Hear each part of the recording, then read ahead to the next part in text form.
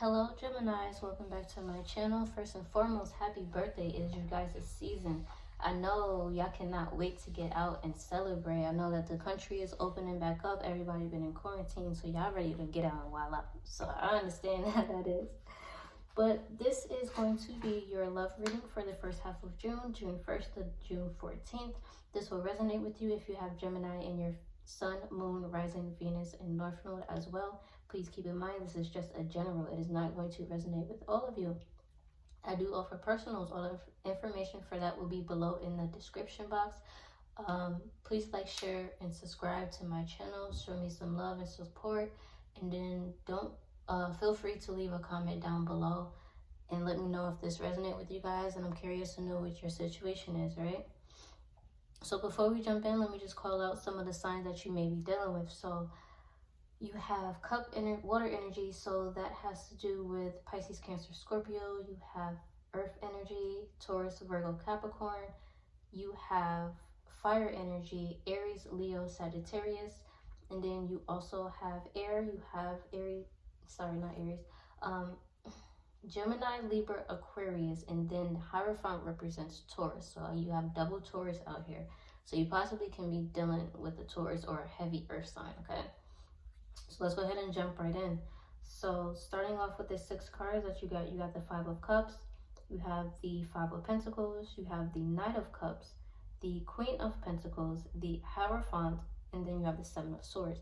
And then at the bottom of the deck, you guys had the 7 of Pentacles. Now the 7 of Pentacles embodies the energy that something will not progress as quickly as you want it. Somebody wanted to do something the correct way and not wanting to do a shortcut. This is somebody who is not just like a hit it and quit it type person. Like they want to get to know you the right way. Like they want to start off the relationship the right way. Like they want to get to know you. You know, you guys get to know each other, not rush into anything, all right? So this is basically like being patient and waiting for your roots to grow, like your seeds to grow. Like you planted seeds, now you're waiting for them to grow, all right? So let's go ahead and jump right in. So starting off with the 5 of Cups. Now the 5 of Cups represents loss, despair, regret, a disappointment, difficulty in letting go of like mistakes that happened in the past. So Gemini, either you or let me say this too. If this is not the energy or the feelings that you are embodying, this can definitely be the person that you are dealing with. So just switch the roles if you need to, okay? So yeah, so 5 of Cups. Either you or your person right now is in despair. They are thinking heavily about a loss. They're thinking heavily about the past and what's been going on. They're thinking heavily on the actions that were taking place in the relationship. So somebody is feeling very sad at the moment, very in despair.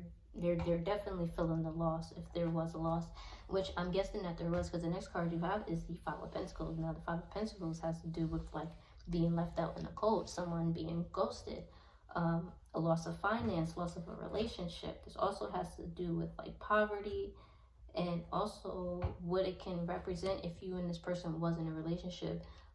Outside influences, outside influences budging in you guys' relationship, which could be another reason why somebody is feeling lost. Maybe they let these people, maybe you or your person was letting people get in their head about your person, and now that caused a loss. Because you let outside influences affect your relationship that you have with you and a person, now you're thinking about that. Now you're realizing that possibly could have went on. Or like I said, somebody possibly could have got ghosted. Somebody possibly could have just left somebody out in the cold as well. All right, and the next card you have is the Knight of Cups. Now the Knight of Cups, and I don't really like the Knight of Cups, because even though it can be like somebody rushing in with emotion, Knights they're not stable. Because if you think about it, right, they rush right in, but then they rush right back out. So the Knight of Cups can be somebody who rushes in, gives emotions, gives a whole bunch of love, and then right after, it doesn't last long, because right after they rush back out. Like they're scared of commitment, or they're scared to, continue to show the person. They show a little bit of emotion to get what they want, and then they leave after they get what they want, if that makes sense. Like they don't stay because they don't really want to be in tune with their emotions that much. Excuse me. So then you have the Queen of Pentacles. Now this could either be you or this could be the person that you're dealing with. The Queen of Pentacles is somebody who is very earthly. She's nurturing, she's faithful, she's very serious about relationships, very serious about commitment. She can embody like the perfect wife. And then as well, this is somebody who cannot be fooled. Like, they're very stable. They know exactly what they want and what they deserve, and you cannot trick this person at all. Like, you cannot manipulate them. You can't try to cloud their judgment with gifts and, you know, fake love and all that different kind of stuff. So either you or the person that you're dealing with is somebody who is very serious about a relationship. Like, this is somebody who does not play games. Like, they don't have time to play games. Like, they're about their money, they're about their business, they're about their commitment, they're about their stability, and that's that. Like, you cannot change that person's mind because they know what they deserve and they know what they want, period. And then you got the Hierophant. The Hierophant also has to do with commitment. The Hierophant is a Taurus energy. This is somebody who, you know, it's very, some in the male perspective, the Hierophant is somebody who's traditional. They are stable, they are all about commitment, they are all about traditional, you know, traditional relationships. And also in a love scene, the Hierophant can represent, like, say you are single, but someone in your friend circle may have a crush on you. They may want to start a relationship with you. Or this also can embody a friendship turning into a relationship. All right. So then you have the Seven of Swords. Now, the Seven of Swords, I completely hate this card. I don't like this card at all, because I just feel like it's like, what's the point of you being sneaky? Like, the Seven of Swords is like somebody that's unfaithful, like trying to cover up like infidelity, somebody being betrayal, deceptive, indecisive, impulsive. You know, it's somebody who doesn't think. Well, no, they think, because they know what the hell they're doing. The Seven of Swords represents somebody who doesn't care. Let me put it like that. This is somebody who knows that they're doing wrong. They know that they're doing something that's not faithful. They know that they're playing somebody, but they're going to continue to do it in hopes to not get caught or to cover it up. So what I'm getting from this spread is either you or your person is going back in the past and thinking about the infidelity, the sneakiness that caused, you know, your person, that caused a commitment, that caused somebody who was actually very faithful to you. It caused you and that person to have a loss of the relationship, because you or that person was very flighty. They'll come in 1 minute and then they'll leave the next minute.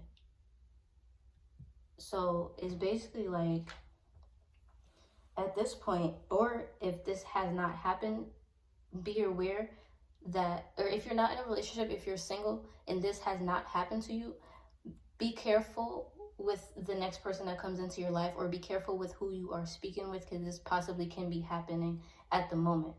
So, or this can be coming in. So you just have to use your intuition. You have to be very careful about who you talk to, who you mess with, and make sure you know that person before you just jump into a relationship with them. All right, because a lot of people out here, they can show you one side, you'll know them for years, and then after you guys get in a relationship, you see a whole nother side of this person, and you're like shocked. You're like, where did this come from?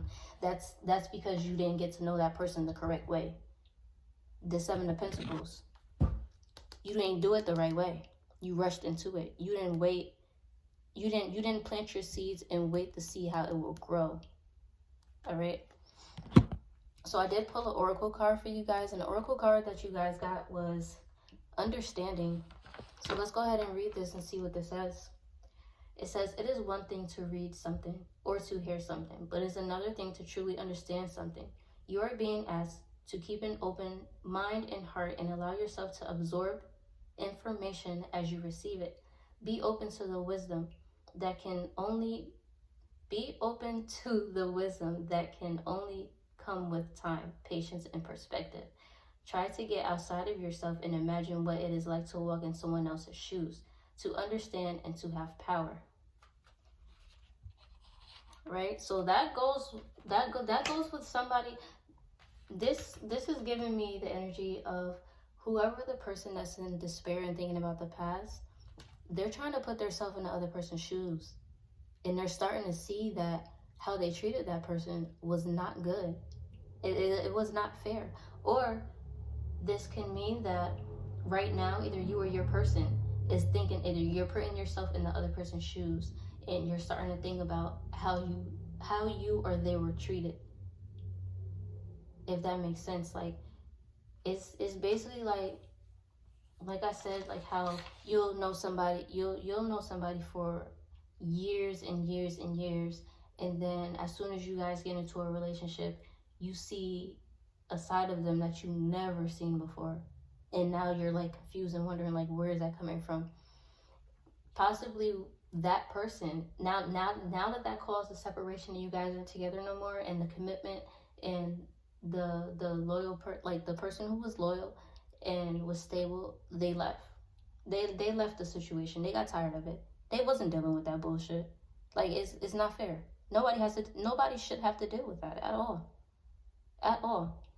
So this person is in despair right now because they're realizing their past actions and them being sneaky caused them a loss. It caused them a commitment. It caused them somebody who actually was faithful, actually somebody who was actually stable.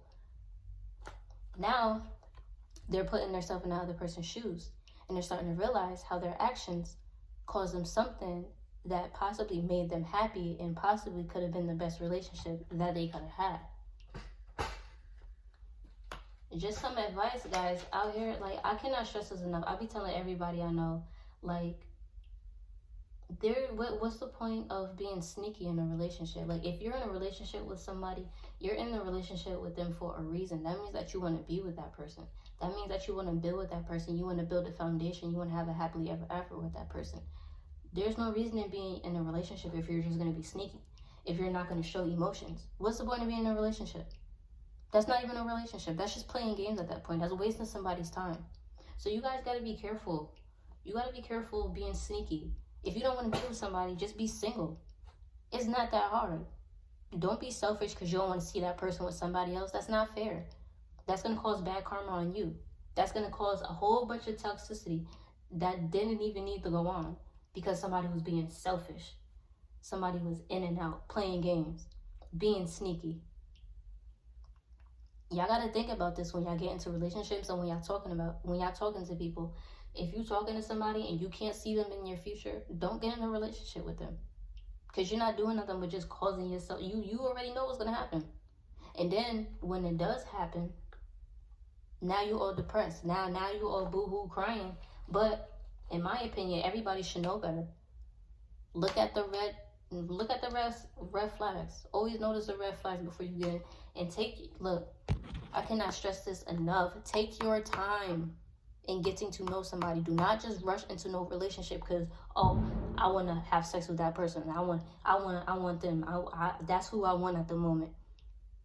Don't think with your emotions. Think logically.